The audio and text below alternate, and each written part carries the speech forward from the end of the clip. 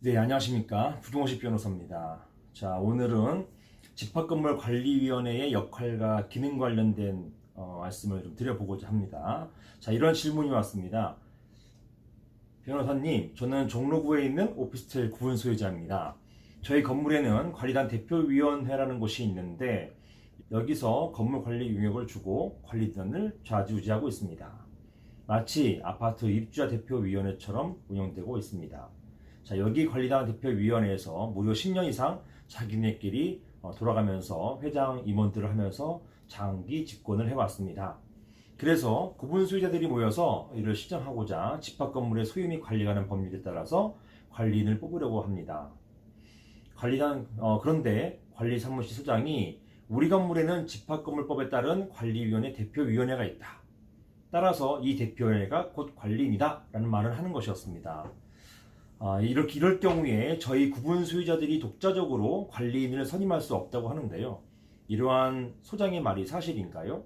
이러한 질문을 주셨습니다. 이러한 질문에 대해서 결론부터 말씀드리면 적법하게 관리인을 선임하실 수 있습니다. 그 이유가 뭐냐면 먼저 대표위원회가 관리위원회이다 라고 하는 것도 약간 의문이에요. 왜냐하면 대표위원회라고 하는 것은 이 사실관계에 따르면 10년 전부터 있었잖아요. 그런데 이런 관리위원회라는 게 들어온 게 2012년 12월부터예요. 따라서 그 이전에 있던 관리단 대표위원회는 집합건물법이 예정하고 있는 관리위원회라고 볼 수도 없습니다. 물론 판례 중에서는 종전부터 있었던 관리단 대표회의가 관리위원회랑 같다라고 한 본 일부 하급심 판례도 있기는 있어요. 하지만 그 갖기 위한 요건, 즉 대표위원회가 집합건물법상의 관리위원회의 요건을 모두 갖추었을 때만 예외적으로 인정되는 것입니다. 하물며 관리위원회가 또 관리인이라고 볼 수도 없어요. 관리위원회라고 하는 것은 관리인의 업무 집행을 감독하는 기구입니다. 따라서 관리위원회가 관리인이다 라고 볼 수도 없어요. 결론이 뭡니까? 결론적으로 종전부터 관리단 대표위원회가 있다 하더라도 관리인은 집합건물법상의 관리인은 별도로 선임할 수 있다는 것입니다. 사실은 집합건물에서 이런 관리단 대표회의라는 곳이 집합건물을 관리하고 있는 경우가 종종 있어요.